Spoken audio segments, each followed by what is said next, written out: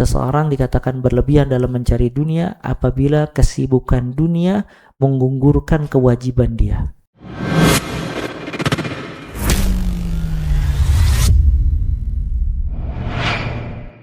Kata Nabi SAW, barang siapa di pagi hari manusia tidak memikirkan kecuali dunia saja. Dia bangun, dia hanya memikirkan dunia saja. Maka dia diberikan nama Allah yang pertama, syattatallahu syamlahu. Allah cerai beraikan urusannya. Ya, dibuat sulit urusan keluarganya, dibuat sulit urusan rumah tangganya, anak-anaknya, pekerjaannya dan yang lainnya. Wa farraqa alaihi dhai'atahu. Kemudian dicerai-beraikan urusannya, pekerjaannya berantakan. Walam ya'tihi minad dunya illa ma kutiba lahu. Tidak diberikan dunia kecuali segitu-gitu aja. Makanya sebagian orang kalau sibuk dengan dunia, keluarganya hancur, anak-anaknya tidak mendapatkan perhatian, urusan dia semuanya berantakan, tidak dimudahkan nama Allah Azza wa Jalla. Dengan dia banyak dunia, banyak melihat semua, banyak melihat harta yang ada di orang lain. Si fulan punya ini, si fulan punya itu. Sampai dia tidak menikmati apa yang dia miliki dari harta tadi. Nah ini kalau orang fokus terhadap dunia. Barang siapa yang di pagi hari akhirat di benaknya. Dia memikirkan bagaimana hari ini dia bisa memaksimalkan ibadah, tanggung jawab kepada keluarga, nyelamatin istrinya dari api neraka, nyelamatin anak-anaknya dari api neraka. Dia bagaimana bisa sholat dengan jumlah rakaat yang banyak, bagaimana dia bisa baca Al-Quran 1 juz, bagaimana dia banyak berzikir kepada Allah Azza wa Jal, bagaimana dia bisa bersedekah. Dalam satu hari dia pikirkan tentang akhirat sambil mencari rizki pastinya. Maka yang pertama, jama'allahu syamlahu. Allah mudahkan semua urusannya, semuanya dimudahkan. Urusan anaknya dimudahkan, rumah tangganya dimudahkan, pekerjaannya dimudahkan. Wa ja'ala ghinahu fi qalbi. Dan Allah jadikan kekayaan di dalam hati. Dia tidak pernah melihat harta yang ada di orang lain. Dia merasa puas dengan semua yang Allah berikan kepada dirinya. Dia merasa bersyukur atas kendaraannya, rumahnya, keluarganya, kesehatannya, hartanya. Ya, tidak tersibukkan dengan yang ada di orang lain. Ya, walam wa atathu dunya wa hiya raghimah. Dan dunia datang kepadanya dalam keadaan hina dan rendah. Ini juga penjelasan dari Ibnu Taimiyah tentang hadis ini menunjukkan kalau manusia tetap tujuan utamanya adalah akhirat. Ya, jangan dia lupakan akhirat karena kesibukan dunia. Makanya tidak boleh seseorang terlalu berlebihan di dalam mencari dunia. Dan para ulama memberikan barometer. Kapan seseorang dikatakan berlebihan dalam mencari dunia? Kapan? Seseorang dikatakan berlebihan dalam mencari dunia apabila kesibukan dunia menggugurkan kewajiban dia. Ketika dia sibuk dunia sampai menggugurkan kewajiban dia, maka orang ini dikatakan berlebihan dalam mencari dunia. Kewajiban dia apa? Pertama, menuntut ilmu, menunaikan hak Allah, menjauhkan syirik. Kewajiban dia sholat 5 waktu. Kewajiban dia menjaga keluarganya dari api neraka. Kewajiban dia mengerjakan yang Allah perintahkan, menjauhi yang haram. Semua kewajiban-kewajiban ini harus ditunaikan. Kalau kewajiban ini gugur karena sibuk mencari harta, maka dia dikatakan berlebihan di dalam mencari harta. Namun kalau dia mencari harta tidak menggugurkan kewajiban-kewajiban tadi, maka dia orang yang benar di dalam mencari harta tadi. Makanya Nabi SAW mengajarkan kepada kita, Allahumma inni as'alukal qasda fil faqr wal ghina. Ya Allah, aku memohon kepada engkau niat yang baik di dalam kefakiran dan juga di dalam kekayaan. Ya, maka yang benar kata Ibnu Taimiyah, dijadikan dunia ini sebagaimana hammam, toilet. Ya, ketika kita butuh kita masuk, ketika kita tidak butuh maka kita tidak masuk. Bukan berarti orang yang memiliki harta terhina, enggak. Justru orang yang memiliki harta dan dititipkan harta yang banyak oleh Allah menjadi manusia terbaik bila dia menghabiskan hartanya di sisi Allah Azza wa Jalla. Karena agama Allah tegak dengan 2 orang. Yang pertama, orang yang berilmu menghabiskan waktunya untuk mengajarkan ilmu. Yang kedua, orang yang memiliki harta menghabiskan hartanya di jalan Allah Azza wa Jalla. Dan dakwah Nabi SAW tegak karena dua hal ini. Karena Nabi SAW seorang Rasul diberikan wahyu, menyebarluaskan wahyu kepada manusia. Namun di sisi lain Allah mengutus sahabat-sahabatnya yang membantu dakwah Nabi dengan harta mereka. Ada sosok Abu Bakar As-Siddiq radhiyallahu an yang menghabiskan semua hartanya di jalan Allah Azza wa Jalla. Ada sosok Abdurrahman ibn Auf, ada sosok Uthman ibn Affan. Maka dua orang ini berilmu dan yang memiliki harta. Dengan dua orang ini akan tegak agama Allah Azza wa Jalla. Maka kata Nabi SAW, la hasada illa fitnatain. Tidak boleh hasad kecuali di dua orang. Rajulun atahullahu mal. Yang pertama, seorang lelaki dikasih harta oleh Allah. Dia habiskan hartanya di jalan Allah Azza wa Jalla. Dan yang kedua, rajulun atahullahul hikmah. Orang yang dikasih sama Allah hikmah atau Al-Quran atau ilmu, maka dia mengamalkannya dan mengajarkannya. Nah, ini yang terakhir ya ikhwah.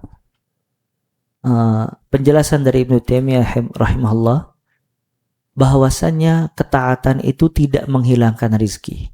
Bahkan memperbanyak ketaatan sebab mendatangkan rizki. Ini kaidah. Semakin banyak manusia menjalankan ketaatan kepada Allah, maka semakin banyak rizki yang Allah berikan kepada dia. Jadi ada kaitannya antara ketaatan dengan rizki. Lihat tadi dalam surat Az-Zariyat, wa ma khalaqtul jinna wal insa illa liya'budun. Setelah itu Allah mengatakan apa?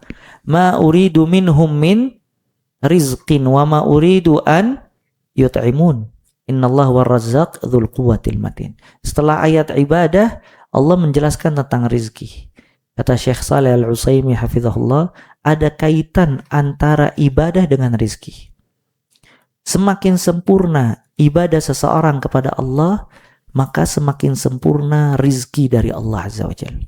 Semakin kurang peribadatan kepada Allah, maka semakin berkurang rizki dari Allah Azza wa Jalla. Maka semakin kuat manusia beribadah kepada Allah, semakin banyak rizkinya dari Allah Azza wa Jalla. Semakin sedikit ibadahnya kepada Allah, maka semakin sedikit rizkinya dari Allah Azza wa Jalla. Maka ada kaitan rizki dengan ibadah. Kalau ada pertanyaan, Ustadz, ada satu orang ibadahnya kuat, tapi kenapa kok dia fakir terus, nggak kaya-kaya?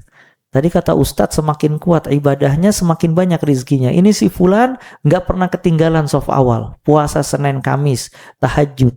Tapi kenapa kok miskin terus, nggak kaya-kaya? Yang antum harus ketahui ya ikhwah, kalau rizki itu bukan hanya apa? Harta. Rizki itu ada rizki qalb, ada rizki hati, ada rizki badan. Yang dilihat sama manusia hanya rizki badan, tapi manusia tidak mengetahui rizki hati. Mungkin keluasan hati orang tadi itu jauh lebih luas dibandingkan keluasan hati orang yang dikasih harta oleh Allah Azza wa Jalla. Dia dengan kemiskinannya bisa bersyukur, bisa merasa puas, bisa ibadah, bisa puasa Senin Kamis, bisa sholat tahajud. Maka dia tidak dikasih harta oleh Allah, tapi dikasih rizqul qulub, rizki hati. Dia dimudahkan untuk puasa, dimudahkan untuk sholat, dimudahkan bisa di shaf awal, dimudahkan setiap azan dan qomat berdoa, gak pernah ketinggalan zikir pagi petang, gak pernah ketinggalan baca Al-Quran. Dikasih sama Allah rizki hati, walaupun tidak dikasih rizki harta. Jadi kalau orang sempurna ibadahnya, akan disempurnakan rizkinya oleh Allah. Namun rizki di sini belum tentu rizki harta, karena rizki harta rizki badan yang terlihat sama manusia.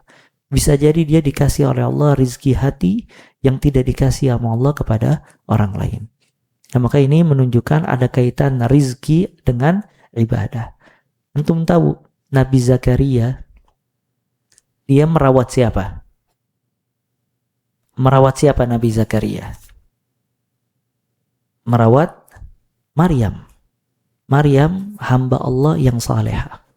Subhanallah, di Baitul Maqdis ada satu tempat, di situ Maryam senantiasa beribadah kepada Allah Azza wa Jalla. Menghabiskan waktunya untuk beribadah, beriktikaf di masjid. Padahal dia dirawat dengan Zakaria. Dan Allah menjelaskan tentang karomah Maryam.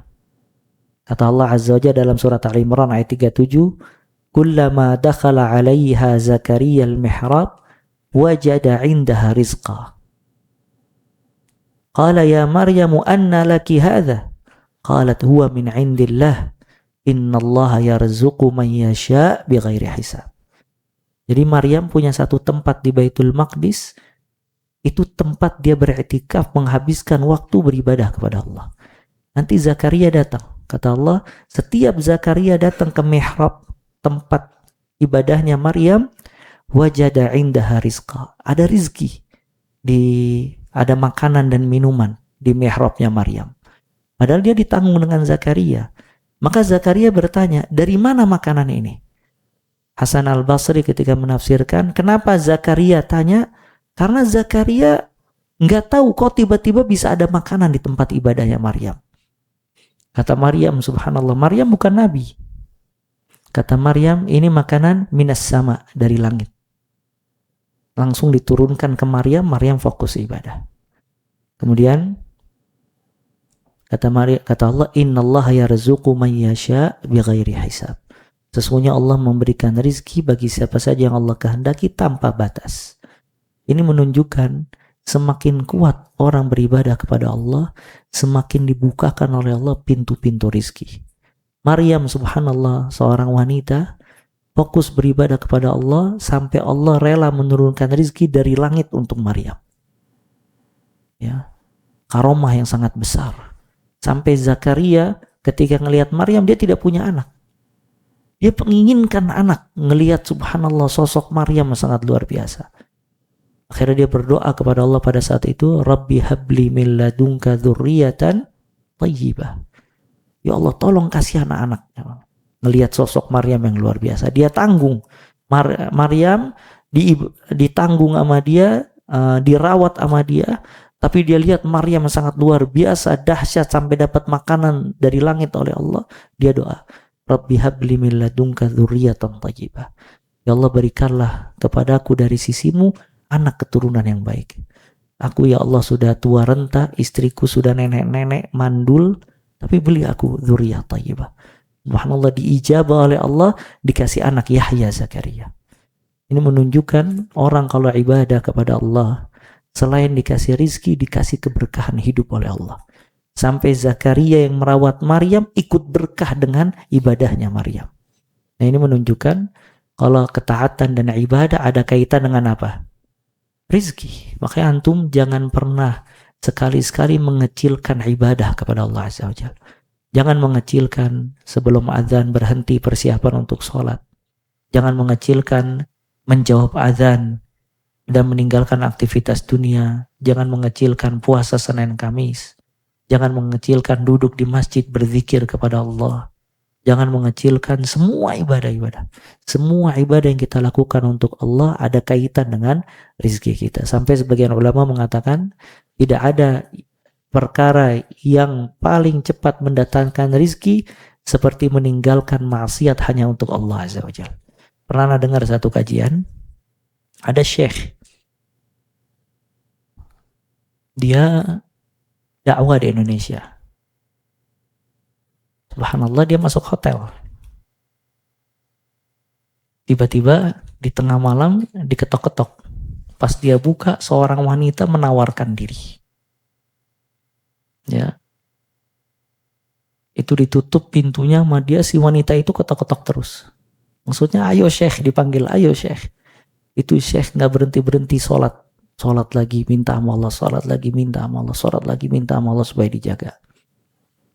Akhirnya subhanallah sampai si wanita itu pergi.